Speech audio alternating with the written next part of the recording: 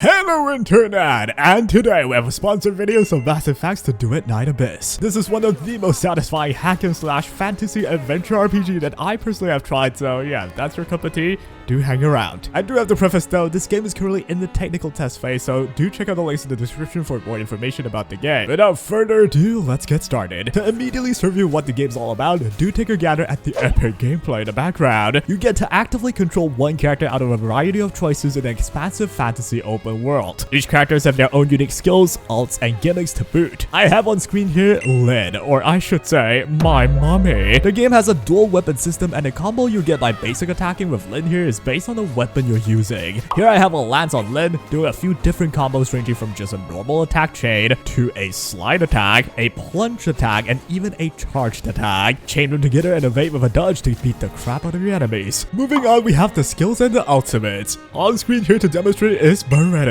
Her ult is especially crazy because it allows her to float while launching slashes at the enemies. It does cost sanity to use her ult, which is basically the MP system of this game. These slashes has pretty long range, so it looks ridiculous when you can get her a bunch of enemies in front of you because she just slashed the crap out of all of them, right? If she wants to reposition as well, she'll practically just float to wherever she wants to and then keeps on slashing, at least until the sanity runs out. There are a ton of other characters, each having their skills and ults as well, and what makes this game insanely in-depth are the variety of weapons too. All of them have their own attack patterns and even unique effects like launching enemies off an explosion, all of which you can seamlessly swap between and use to your heart's content. Not to mention the enemies, especially the bosses, all have their own attacks and gimmicks as well. Here with one of the final bosses from the test server, the moment she flies and decides to be an aerial flamethrower, you'll have to utilize your long range options like your guns or weapons or your skills to break them. Berenica's ult here is perfect for the job. After you defeat this little gimmicky thing, you'll get to have your way with her on the ground. They even have an interaction to queue in for the last blow. So yeah, the boss fights are pretty unique and interactive. You do have to like think about what to use and stuff. I think a lot of hack and slash enjoyers will like this. With all that said, engage in its action-filled storyline, explore to your heart's content, and destroy enemies with pure carnage. Now that you understand the core mechanic of the game, let's take a look at the aesthetics. Coming from a background where Game Boy Color is my PS5,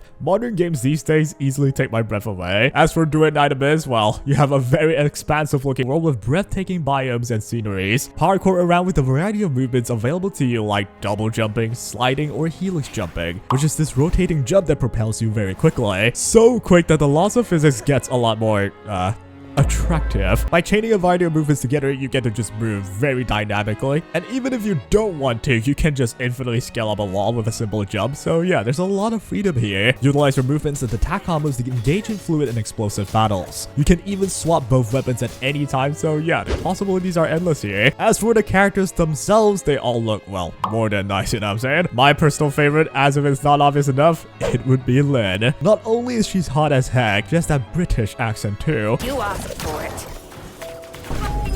God, it's so classy. And yeah, I was also trying to point out the fact that there are voiceovers. So if you're wondering, all playable characters are voiced, and voices for all the cutscenes and storylines are planned in different languages, namely English, Japanese, Chinese, and Korean. From what's available right now, the voice actings are pretty dang good. They take into account that different accents exist. So yeah, I think it's a pretty good touch. Moving up next, let's take a look at how you do massive damage and grow your character's strength, because you know, progression is the name of the game. Duet Night Abyss has its own gear system named Demon Wedges, and I'll be bringing you through what I have gathered from the test server. Unlike cheesy wedges, demon wedges can be equipped onto your character itself, the weapons they use, and even exclusive consonance weapons from their kit. Think of the gun that Lynn uses on her ulti, right? But thankfully, they are very simple to handle. First of all, the same demon wedge can be equipped to multiple characters and weapons, so you don't have to farm for the ones that you already have. For players that don't care about it too much, well, just hit auto, bro. It works. Demon wedges can be obtained through commissions, which are basically a dungeon. You can obtain wedges with 1 to 2 substat, at least from what I've experienced. There are an array of different substats, some are just straight up different effects as well. The moment you obtain the substats you want, you can max them. There are no new substats that's gonna pop up, what you get is already yours. The RNG only exists in the base substat itself and the track you see on the top right of the wedges. This will be a video for another day, but the gist of things is pair the same track together to lower the cost of equipping them. That's basically all of this. There are common tier wedges, green tier, blue tier, and purple tier wedges being the best ones. The higher the tier, the behind a stat increase. Equip any combinations as you like to pair with your gameplay. Some wedges even improve your movement, so if you want to cook up some unique playstyles, you absolutely can. Of course, this is just a general overview, so I'm sure there will be meta stats to go for and stuff, but me personally, I like to just stick with a good old crit chance, crit damage setup. On top of that, just anything that helps with damage on my lid. Pair this setup with 2 of my allies that can heal or shield me. I get to shoot the crap out of anyone while cowardly hiding behind my allies. Oh, I'm such a loser. With your wedges ready, grab your weapons and exterminate some species for fun. Considering weapons are basically unique playstyles, do rejoice as the game do have a weapon forging system, so you gotta just play with whatever you want after trying them out. You don't have to worry about some weapons being not available to be equipped on certain characters too, because, well, you can. All characters can equip every single weapon in the game. Well, except Consulen's weapons, because that's from their kit itself, right? Now that we're all geared up, let's try using this new character that I got versus some boss fights. It'll be a live fight, so pass me, take over. Hello, I just have this character ready. Her name is what? Psych? That's the wrong number. But yeah, we'll be fighting some boss in this game just to show you guys like what a live fight would look like. And what we're gonna fight a hardest boss. Gosh, look at you. Now the rewards you get from this is like, you know, blueprint melee weapons. You can actually get more weapons by simply fighting the bosses. Okay, 30 might be too easy. Let's fight 40. Let's fight 40. Oh my god, we're not beating that level 40, guys. Gosh dang it, let's run. Tactical retreat. I can't leave. Oh, that was a terrible showcase. We'll do level 30. A lot of my characters are still level 30, so yeah, I feel like this is still fair. Let's try it though. Watch the animation again. Some of my gosh dang healer and Berenica, and let's try. We'll use her E. I don't know what they do, but what I do know is I have to evade this. Oh my, it's actually pretty challenging, but let's use her ult though. What do you do? And here we go. Cute. Oh, heck yeah. I can fly. Whoa. And I can shoot them.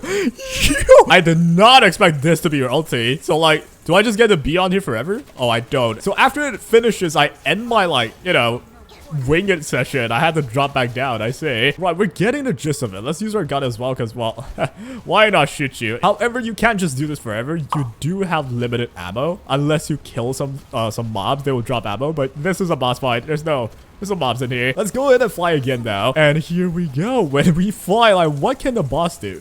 I can just do this to you. Look at the numbers, man. Holy shit. You know, getting close, evade if we can, go long range if we need to. Right now, they're long ranging us. I'll long range you back. Weakness exposed. This is when the boss have their, you know, bar thing recharging, right? You're gonna see it right there. And they have this F thing that I can interact with. What you want to do is, before she actually wakes up, press the F at the last moment, like right here. Bang. That's massive damage, baby. And while I do have more MP now, or sanity in this game, is what it's called, I guess we should fly. This character is actually broken, though. Oh my god. I have to aim, though. This is kind of skill issue right now. But yeah, if I can hit them, holy...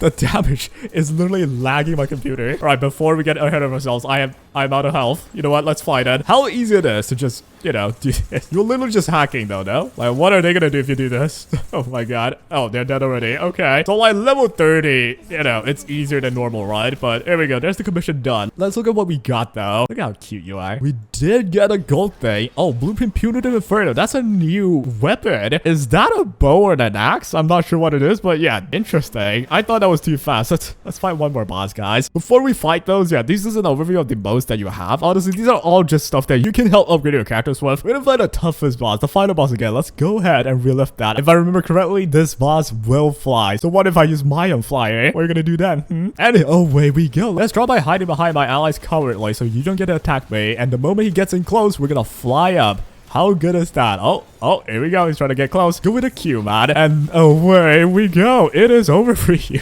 Look at the numbers, man. It's so ridiculous. It's actually kind of like aim lapse, though. You have to keep the, you know, crosshair on there. Shouldn't be too hard. Oh, now you actually are flying. Holy, not that big a deal. I'll handle you. What is happening? Okay, this is like... I can't touch her. Holy shit, relax, dude. You know what? Two can play in that game. Let me fly as well. Oh, yeah. Evaded, baby. After I break everything, I can just have my way with you now. Hell yeah. Similar to last time, they have the F on there. I just have to, like, do as much as I can. And before you wake up, I time it just right. Get my F before you wake up. Actually, I mistimed it. You already woke up. Dang it. Wait, you get the gist of things. These will be, like, how the boss works. He has this slash thing as well. There's a lot of patterns. If you want to be, like, the guy that evades, you can evade and attack, right? This is what you would be doing. Oh, it's not easy though, dude. My teammates are dying, man. Or you can be like me. Just fly up and make sure that she don't get to hit you, no? Hell yeah. Under what circumstances will I struggle right now? You know what I'm talking about? But yep, this time I'm not messing around. Use the F there.